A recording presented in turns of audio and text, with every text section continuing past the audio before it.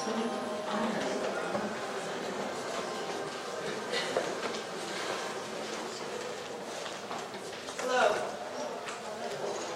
My name is Dr. Nina Desjardins. I'm your moderator for this conversation, I should say.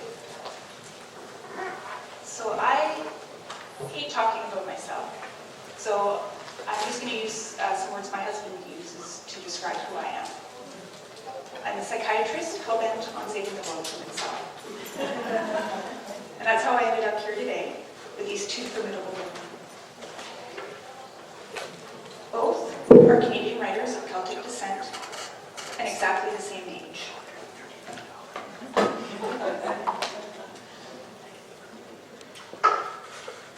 Both are of Celtic descent, and both are launching new books today.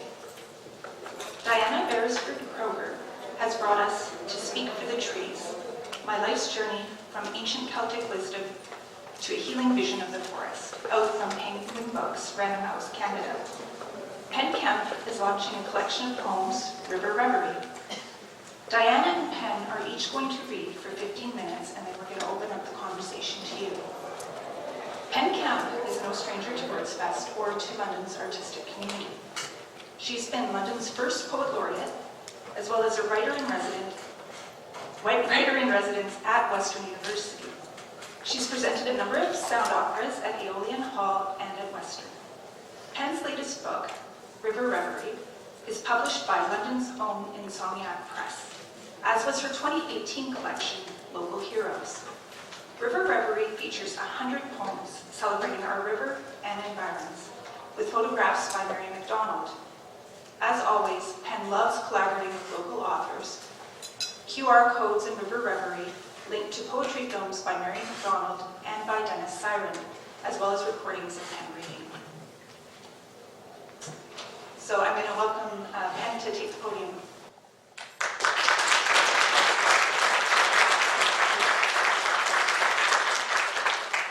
Delight to be here at the 6th Wordfest. So I'm thrilled to be launching my book of poems for the Skinnissipi that hems the river, the Antler River, which we should rename. Diana and I both believe in the power of poetry, of story, to communicate the sacred, to communicate mystery. And I've chosen the books, the pieces that I'm going to read from River Reverie that speak to both the river, to London, and to Diana's work. She actually wrote the foreword to this book. And the basic thesis, if poetry can ever be boxed into a thesis, is how to translate the imaginal realm, how to articulate that, and how to articulate hope into action for climate change. So this is a piece that is actually part of a DVD that was done, edited and type-taped by Dennis, a brilliant videographer at Aeolian Hall, and it had a number of local people, Brendan McMorrow and Ruth Wright and Robert Minicoli and me. And so what we've done, not me, but people who know how, is affix QR codes. So you have an app on your smartphone and you tack it to the page. And the video poem that Dennis did leaps to your eyes and ears. River Reverie. Water abounds here with this river 5 times normal. For winter, flooding roads and parks. The swell carries whole trees along stampeding currents. Yellow willows drop 50-year-old boughs in high winds. You cannot hear me? Is somebody saying that? What? You can't hear me, Judith?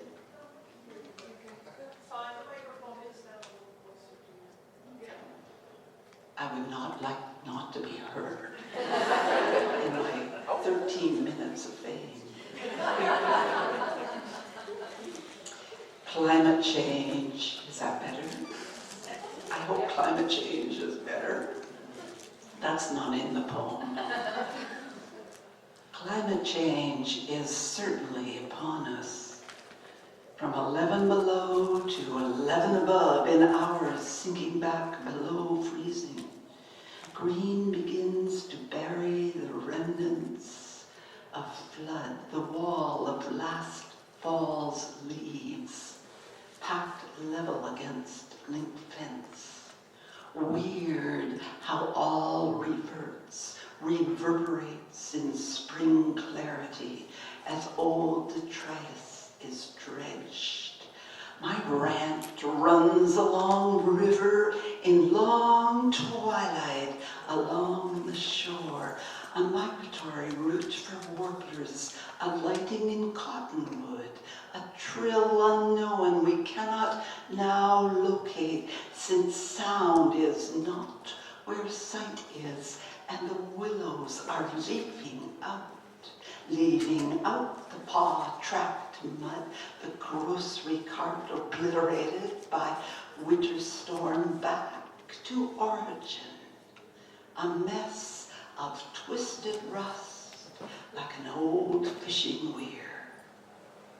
The current courses by standing waves, standing in momentary eddies against momentum.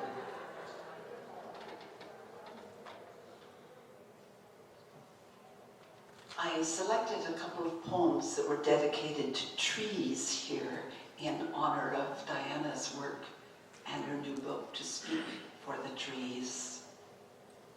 This one is called Wind Chime. It's also done as a sound exploration on www.riverreverie.ca, and I chose the old-fashioned way of spelling River Reverie, which the delightful reporter Joe Boulanger almost corrected me for this absolutely wonderful full-page article in the Free Press on Thursday. The Free Press are amazing at promoting Word, so a shout out to them. Winds Chime. So this one is on riverreverie.ca. Poets give voice to the voiceless, the language we don't understand. A breeze ripples throughout all the aspen siblings down to roots they share across a single source. Source, source, spring, sing sorcery. A single tree may live a century in clonal colonies, while its system of roots lasts millennia as the oldest living organism. What would one trembling giant whisper across the river to its neighboring clone? Hold on, hold fast. Changing, elemental mingle. As it happens, chance change, chance, chant. In slow, shaky syllables. And silver leaves quake response.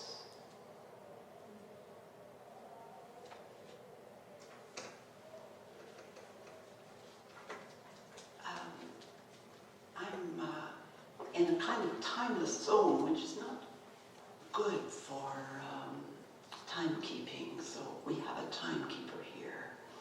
But this poem I want to get out, so even if I have time to read one more. I want to get this one to you.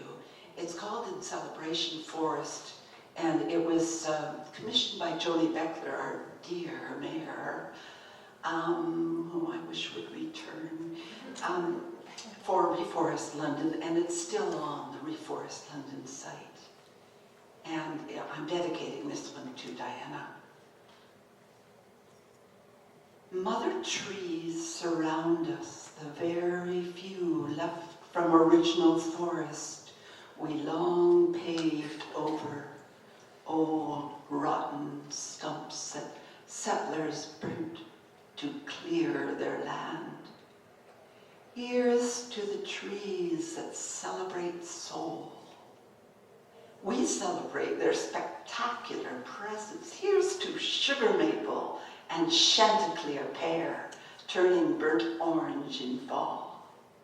And the hickory I climbed as a girl at Medway Farm, lying astride one long branch, intertwined by all those saplings vying for light.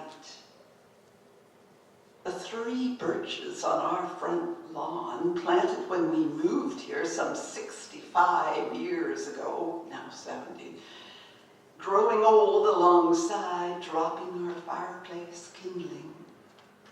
The oak above Pond Mills, hidden on a hillside of younger upstarts. The beach behind Attawandaron, where October puffball might pop. The black spruce and tamarack that whisk us into clearer northern air as we walk through Sifton Bog, like winds that wind along each limb. Trees we have known are trees we can meet by species. Once connected, always familiar.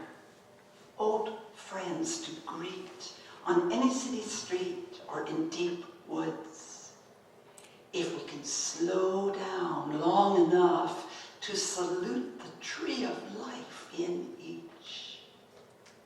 Light candelabra of catalpa, horse chestnut, pine, balsam fir, juniper, or cedar cone. Sing a litany of names that belong here. Alder, palm of Gilead, willow galore, glorious maple, butternut, sad slips of elm, even intrusive buckthorn. Celebrate those graceful interlopers, the Carolinian, redbud, tulip tree, magnificent magnolia, sheltering here at comfort's edge in snow-belt country. Here's to lacy walnut, honey locust, whose canopies carry us off to African plains. Acacia, giraffes might browse, or Le Douanier paint above his lion. Sycamore is our memory tree, shedding its bark like arbutus, its winter silhouette a ghostly skeleton reminiscent of that other London's plain shaded trees. Trees know their seasons, their reason for being, how each tree reaches out to become world tree. We have so much to learn from our elder, from not living on, but with our place. May we who live in this forest city ensure a name never replace the reality of canopy. Long may our trees flourish, for we can only prosper with our elder brothers, our mothers.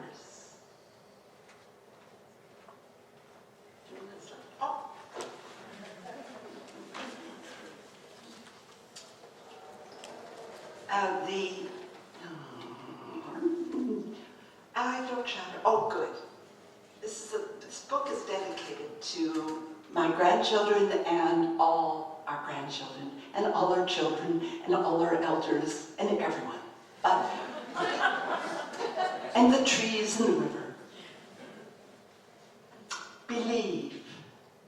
In the space of a year, Ulla has learned to sit, to stand, to walk, to totter forward in a run. She has seen one full round of the seasons. She wraps her family round her little finger.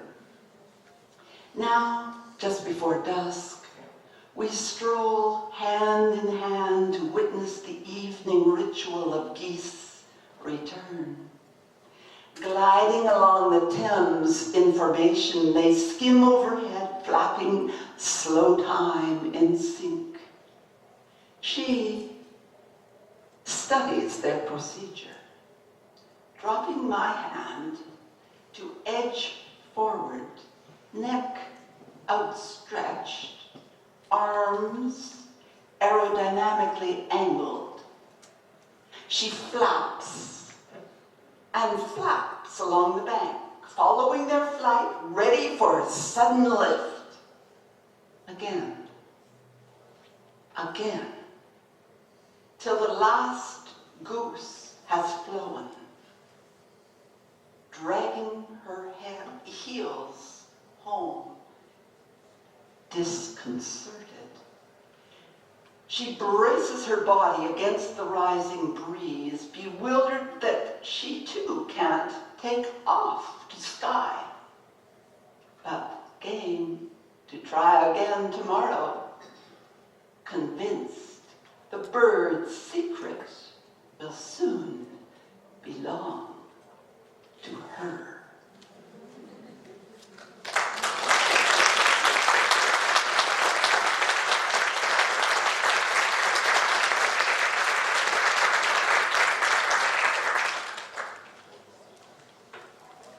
Now it's my great pleasure to welcome Nina Beresford Kroeger. She's a world-recognized author, a medical biochemist, and a botanist. She uniquely combines Western scientific knowledge with the traditional wisdom of the ancient Celts. She was orphaned in Ireland at 11 and educated by elders who instructed her in the Brehon knowledge, the old lore of plants and nature. Told that she was the last child of ancient Ireland, that she would one day bring this knowledge to a troubled future. And through her books, she is doing just that. Her bioplan is an ambitious plan encouraging ordinary people to develop a new relationship with nature, to join together to replant the global forest. I had on another piece of paper down there somewhere an addenda that said that she was granted a honor of Doctor of Law. Oh, you'll have to correct me because I'm just going from memory, Diana, at the University of Ottawa this June. And I know that along with 50 others, she is part of a very important book, I think coming out from Japan through the University, academic University of Cambridge, on forest bathing. So please correct me on that because I don't have my notes with me, Diana. And please buy her book and be enlightened by her absolute wisdom and knowledge of the trees and how they communicate. And right now, welcome Nina Desjardins Museum.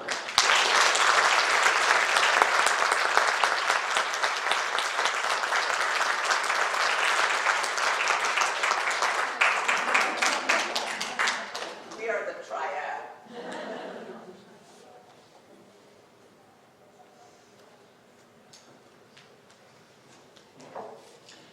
Thank you for being here today. Thank you, Penn Kemp, for your poem dedicated to me. I suppose I have to remember it word for word now.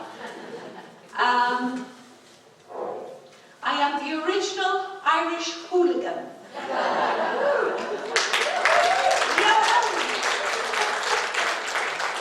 I am the one scientist in Canada who can't get fired. Think about that, all you politicians out there. I have a free voice, and in the ancient Gaelic world it is called an saoirse. Many of you have called your children saoirse. The concept is freedom, freedom of thought. As well as being a biochemist, and God knows other things, I have enough degrees to strangle a cat. I am the person who made the artificial blood for tissue transplanting and for open heart surgery. I am the person behind all of that.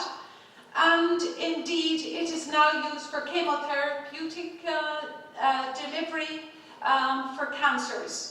I'm very interested in cancer. I'm very interested in looking at cancer from another point of view, from jogging up the T-cell ratios in the body. Hence, what Penn was saying about me is that I have been chosen to represent Canada for this. Top brains in the world are being asked to contribute to this book under the World Health Organization. It is me, it is E.O. Wilson from Harvard, Barbara Hansen from University of San Francisco, Dieter Koch from Germany, Won Sok from Korea, Ping Lee from the Nippon, head of the Nippon Medical School, and a couple of others. It is groundbreaking research on the treatments of cancer, immunotherapy, not just forest bathing. And those of you who are involved with libraries, please get a copy of the International Handbook of Forest Therapy, and it is an immunotherapy, world-breaking therapy, and it is coming out from the Cambridge University Scholars Press from the UK. Very, very important book. The thinking behind this book is to protect you, shield you from cancers. And you get a 1-month shielding from cancer in this area by forest bathing, and forest bathing with Pinus strobus, Pinus sylvestris to a certain extent, but mainly Pinus strobus here in London, and the tree is called the white pine. And I would ask the gentleman to forest bathe also with your wife. Let me explain this. The women will do it, and if the men don't do it, blackmail them, right? Refuse to cook for them. Tell them they have to come with you. So, 1 month's protection you get, starting right now. You can't do it in February, March. At the end of March, you can start doing it. You go and walk around white pines in this area just for 15 minutes. And not be too fussy. What you do is you fiddle fart around the pine tree. You walk with your shoulders back. You're breathing deeply. You're trying to get the alpha pinene and the beta pinene in parts per trillion that are in the air, they're called aerosols, into the lower regions of your lungs, here. You breathe in deeply, and you breathe in slowly. Then you go around and pick up cones, and if you've got grandchildren with you, sticks. You know, when you were a little kid, all of you were little kids, you were. You fiddle farted in the woods, and you picked up cones, and you picked up apples, and you picked up this, and your parents probably howled at you, but there is a reason behind that. Picking up the pieces of sticks from the Pinus strobus gives you a protection to Streptococcus aureus, which is the flesh-eating disease. You get a full protection from that. So 15 minutes 20 minutes slowly walking around these trees boosts your immune system, boosts your T-cell ratio, and also boosts your neutrophils, the gobbling aspect of your blood. The T-cell ratio is your guard system, and you get a protection for 1 full month. Cheap at a walk. Go do it.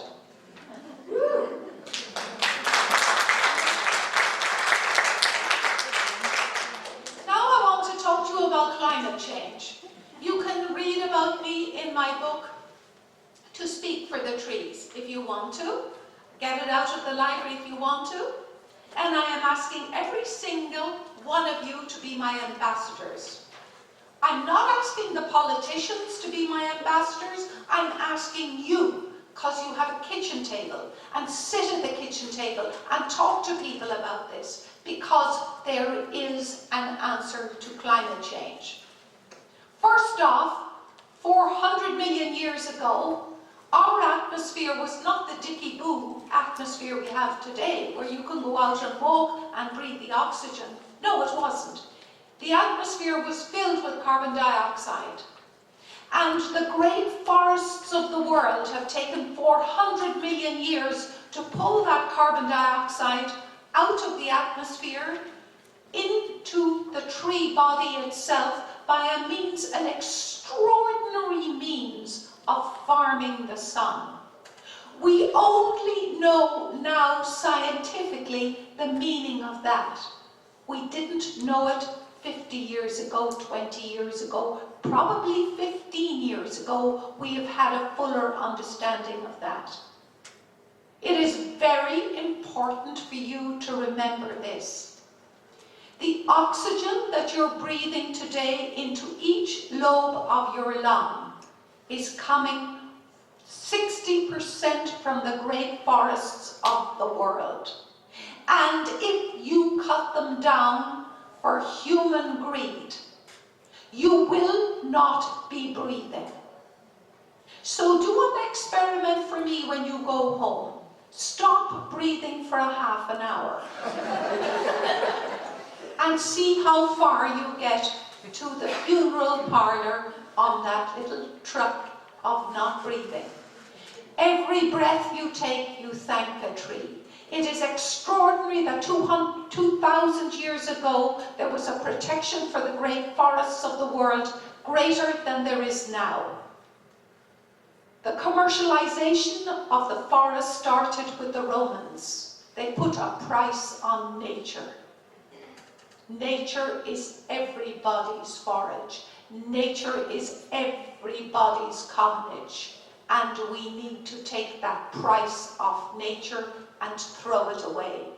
Because the ownership of sunlight is yours. The ownership of oxygen is yours. The ownership of the great seas is yours. The ownership of the aerosols in the atmosphere is yours. You have inherited your home, the planet, and let no greedy bugger from Park Lane down in New York take it from you.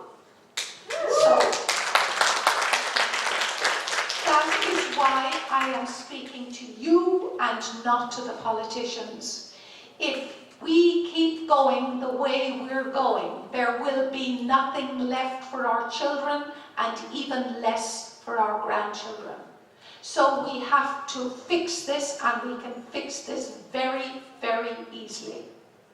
But there's a couple of other things I want to tell you. There is a genome in a tree, very, very similar to your genome. There are only 2 base chemicals of a difference, and they're very similar too. The growth of a forest is almost a mirror image of your growth as a human.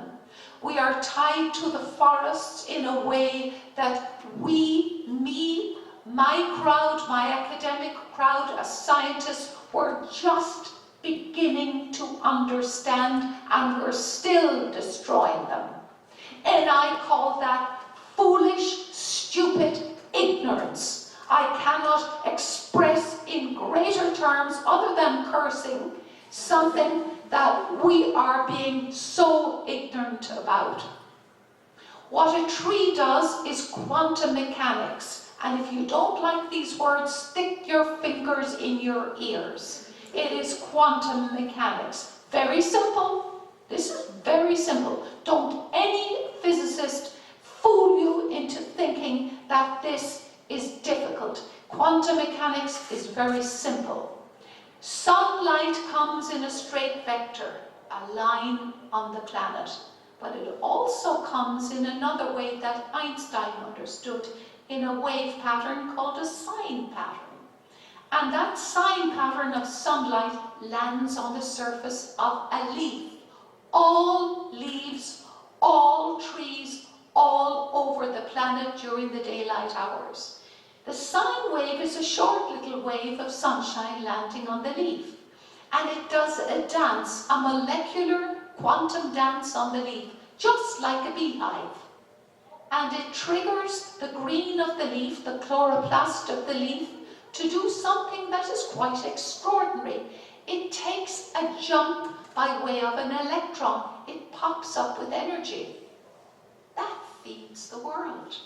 That pop-up of energy takes one molecule of carbon dioxide out of the atmosphere and breaks it in half. The carbon goes into the tree, and I become a very bloody big tree because there is carbon in the atmosphere. And oxygen goes out, rivers out into your lungs. It keeps you alive. That is called an oxidation reduction reaction by all of the chemists in the world. An oxidation reduction, you breathe in oxygen, that's all. You use the oxygen for burning in your body, and the burning in your body is burning up food. You live, that's how you live, that's how you get energy. And we did not know that until recently. 60% of all the great medicines in the world come from trees. 60%. Those of you who have cancers, you can thank a tree, because the cure to your cancer is found in the tree. 60% of prostate cancers are cures coming from the tree. Chemists like me, I cannot manufacture these in 4 dimensions. They come from a tree. While we're cutting down the tree, you remember that you need a cure for cancer. And in the whole world there is another atmosphere of the planet itself that the Aboriginal people, the First Nations on this continent, have known, the ancient people have known for a very, very long time. We are all connected. We are all connected in our blood. All of us are connected. You hear them saying this over and over again, but I don't think you really realize the facts. The facts are, in the fall, like today, the leaves run to the ground, and the leaves produce an acid, a humic acid that goes into our rivers, like her river, like the Thames outside here, into all lakes, all rivers, all over the world. And that humic acid carries iron from the land. The land is rich in iron. The sea is poor in iron. And those humic acids bring the iron molecule and drop it into the ocean. And that is the feeding foundation of the ocean. Without the forests, we would have no food for the whales, the great mammals of the sea, and the fish in the sea. There would be no food, there would be starvation. And starvation is starting to happen around California because the trees are burning and they have been dry for so long. We have taken down the forests in Canada, and we have to stop it. We have to plant. And by the way, while you're thinking about being a Canadian, okay, one time, I'll give 1 second.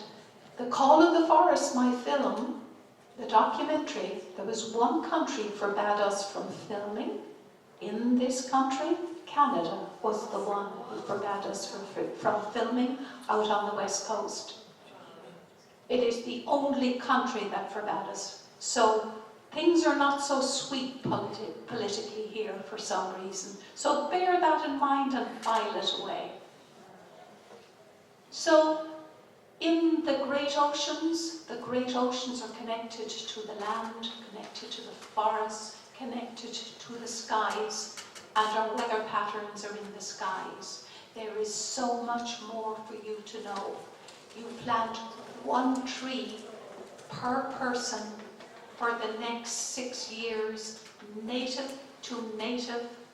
1 tree per person for the next 6 years, native to native is my global bio plan, and we will stop climate change with a shovel and an acorn, and that is all we have to do.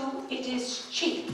Please read my books, please do that. It is too important for the politicians. We have to stop this, and we should stop beginning the stoppage of this now. Thank you.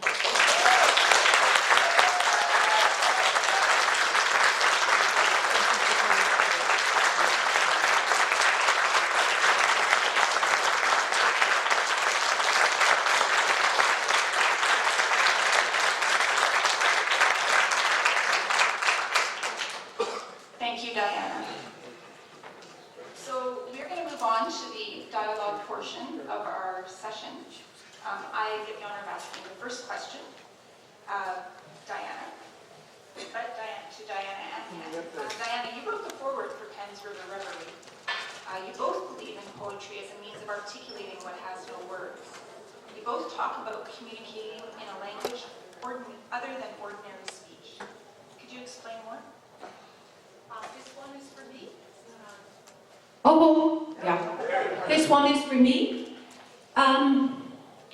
A long time ago, I listened to a lot of advice from everybody. The internet has changed our ability to listen and to think. And we also communicate by another kind of language, and it is called emotions. I read Thomas Berry, and he was a Jesuit, and I took advice from him. In my films, in my writing, in my book, I speak from the heart. When I do my charity work, I speak from the heart. And when I do my charity work, I ask for 1 strawberry and 1 cup of tea. A strawberry is an inverted heart. And you speak a language to people of the heart. Animals do to the heart. Or your cat, your dog, your children. It's non-verbal communication. It is the only way to speak to people now. You jump over the problems of society and you go to the soul. That's how to do it. And I think to add to that, we also have to learn, as you were taught and have learned, to listen to nature, to listen to the land, to listen to the river, to listen to the trees, because they have so much to impart, soul to soul as well as chemical to chemical. We are trees, we are branching out. All our metaphors are tree metaphors, are river metaphors. But I can't believe this, but the reporter, Joe Belanger, captured what I was trying to say about that ability to listen, to attend, in the article in the Free Press, which is online, Thursday's paper. So for me, it's a quality of attention and trying to articulate mystery, the sacred. I have to say, I'm all fired up by this conversation. And she's a psychiatrist. Oh, you better watch out. And I think I'm pretty familiar with you being fired up in one moment and then move on to the rest of your day and you forget these moments where we feel so inspired. So, to both you and Penn, I ask, how do we find courage in these overwhelming times of too much information on climate change and other things? But most of the information we're getting is terrifying. So how do we keep balance and connect to source and the land? Well, what I do, I have a trick. I'm sorry I'm going ahead of you, Pam. But what I do, I have a trick. It seems with all of this misinformation out there, it seems as though you can't trust everybody. That's a very dangerous way to think. So what I do in the morning is I look in the mirror and look at myself, and I know there's one good person in the world. So if there's one, there's a start. So then you go out and look for the rest of you. The whole lot of you, we're all out there. We're all out there, and we're all thinking in that way. And when I'm doing the things that I generally do, I think in terms of I take my courage, I put it into a suitcase, and I travel with my suitcase. So if I need my courage, I open the suitcase in my mind, take out my courage, put it on, and off I go. That's all. Now, Penn. Well, in that suitcase, I also, wherever I go, but especially here, especially at Elsie Perrin Williams Estate, I wander around and hug the trees. I walk by the river, and they teach me, they impart me their patience, their long sense of life. Their presence is so immediate and so real. Not to mention the birds, one perhaps a cougar, one coyote, any number of dogs. But there's so much to learn from the other sentient beings that live with us on this darling dear planet. A lot of wisdom in a few minutes, eh? So I guess then what I would ask you, every day we're faced with this news of the environmental crisis, and it seems sometimes it's so overwhelming. We can just shut down. It's like we're caught up in the news and the reason, and we forget about the importance of emotion and connection. So I just wonder if you both could speak to the cost of that, of forgetting the emotion at the cost of reason, or for the sake of reason. Well, it's soul loss, isn't it? I mean, I've been saying the same thing. It's just a quality of attention, where we're putting our attention. For me, it's through poetry, I was raised by an Irish grandmother, so I have a soulmate here across the table chair from the couch. And there are so many dimensions that we're not aware of, and systems of thought, civilizations of scent in every dog you've ever met. Let me address this one. As a child, as an 11, 12, and 13-year-old child, I am the last member of an ancient family with a Barahunas, that is a pedigree of 3,000 years. My family lines are in Killarney, and the family seat is the Castle of Ross. You can look it up on the internet if you want to. The laws that I was given is the Brehon laws, and they're the laws that I was tutored under because I was made a ward of Brehon. I'm the last child to hold this knowledge because my family lines were so important, and it's female to female to female in the Gaelic world, Ausgelka. It is not male to male to male, it is female, and as a female I was the most important person. Addressing all of you would have a Celtic background, and it is the triad, the ancient triad of Celtic people from Scotland all over the Celtic world, of body, mind, and soul. We look after our body. Wimpy Burger does that for us, and God knows all the other stuff that you can get, the rubbish that you can buy out there. Body, we regret to say we do not look after our mind. Our mind can get broken too. And our soul. We ignore our soul to the great cost of the planet. And we ignore our mind to the great cost of the planet. In this room, I think we have a consciousness that is shared by everybody at this instant of time, the divine time, which is now. We have the liberty of our life, the gift of our life now. We have the consciousness shared. That is the most important thing we have, and we can't even touch it. It is body, mind and soul in all of the old cultures, and don't ever forget that. So hearing you speak gives me great hope. And what my last question is how do we move people, not in this room obviously if we're all in the same place today, but how do we move people from that place of hope to action? For me, it's through poetry and a sense of timing. And I know our time is up, but we started late, very late, Josh. And so knowledge, it's very interesting to be both in that sense of united consciousness and practical implementation. That's the trick, is to live with that wider view every step of the way. I'll take up Penn's comment on imagination.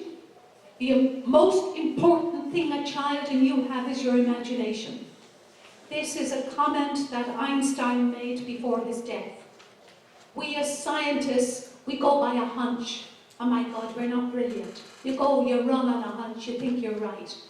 And in art, you go on a hunch. In music, you go on a hunch. Imagination is again the untouchable. It is from the soul and the mind. This is the important string we have amongst us, the love. Define love. Define what that is. Now that is what I call importance. And while I'm about it, I'm asking you all to be my ambassadors. Every single one of you touch 10 people. Get the word out. There is an answer to climate change. So you are my ambassadors. We will move this, not the fair politicians, just you from your kitchen table. Thank you.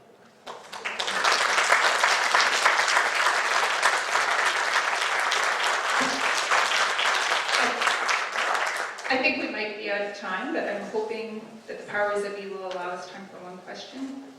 Unless I hear somebody bouncing back and forth and is not saying absolutely no. I don't know if anybody else has.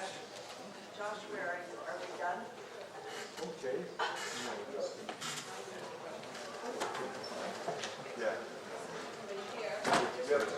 Okay, here. I'm very concerned with the rapid damage that's being done to people all over the world, to animals and nature. And finding those good people is great, but we need the speed, because we don't want to heal all this damage that's being done in the name of greed.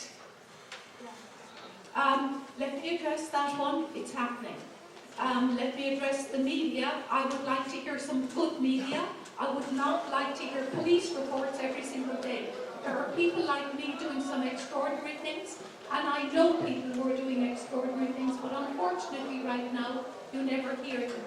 But believe me, it is happening.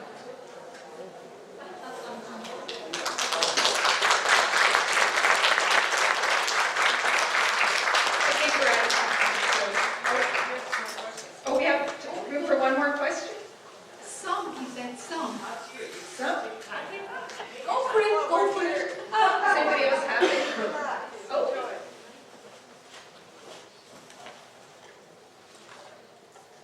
Yes.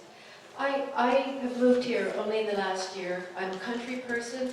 I have grown 50 years in Oxford County nearby, and I have watched the absolute destruction of harmless roadside ditch, indigenous natural spring-fed pond, creek beds, natural wild culture by the forces of corporatized agriculture.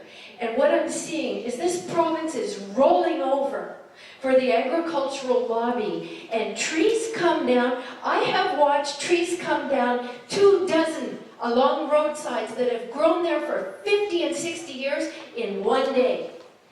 And I've approached the county, I've approached governments, I've written, it gets ignored.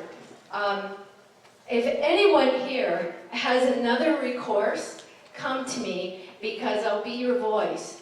And one of my frustrations is just to make everybody who's urbanized aware that in the country, farmers feed cities, farmers are destroying the planet, and I mean farmers in the corporate agriculture sense. So anyway, if you have anything to add or address that. Let me just say. Can you give me your address Yes. and your contacts? Yes. Please make sure Yes. I have it in my hand. Thank you. We'll sort them out. Okay. Yeah. On my little street, 14 trees were cut and 25 more are being cut for no reason except that the construction company damaged the roots, which are not going to, which will, according to Diana, replenish it within a year. However, in London, these trees were sentenced to death by a very nice man who is a landscape architect. The reforest London, fine, but our forest city has no forester. We have no urban forester. We had Ivan 10 years ago, we had Bruce. There is only this lovely man who is a landscape architect. So what we need is our urban forester to begin with. So we are having a meeting with City Council on this for our particular area, but we are like a metanon for one area speaks for the whole, right? So we'll be in touch. Hi. I think that this issue also impacts the arts. It's really important to see this here today in an arts festival. I have just published a book and had to argue with my editor who wanted to cut one of the stories from the book because she said she doesn't think young people will be interested in dairy farming. This was the story of a dairy farmer who befriended some urban kids who had moved in across the way. And so I fought, and the story is in the book, but don't let yourself be pushed over by editors who think they know better. Or landscape architects. One more question. There's one here.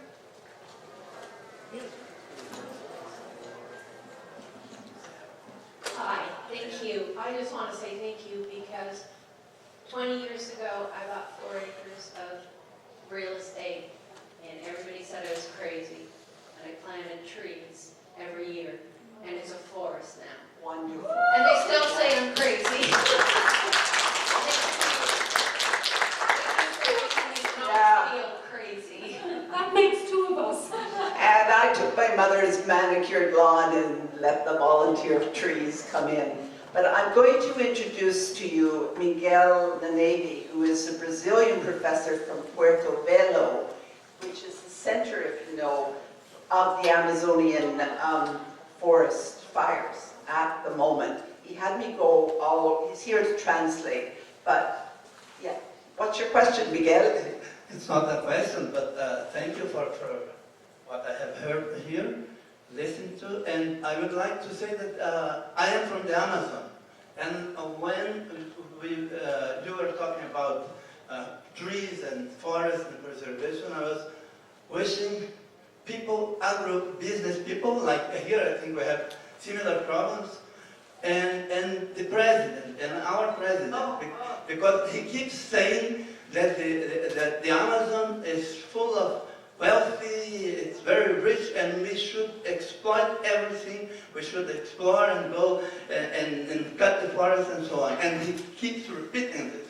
So we are very sad and very worried about that. So I wish some agribusiness people from the Amazon and our president could listen to you too. And I will translate something and also try to publish there. Okay, thank you.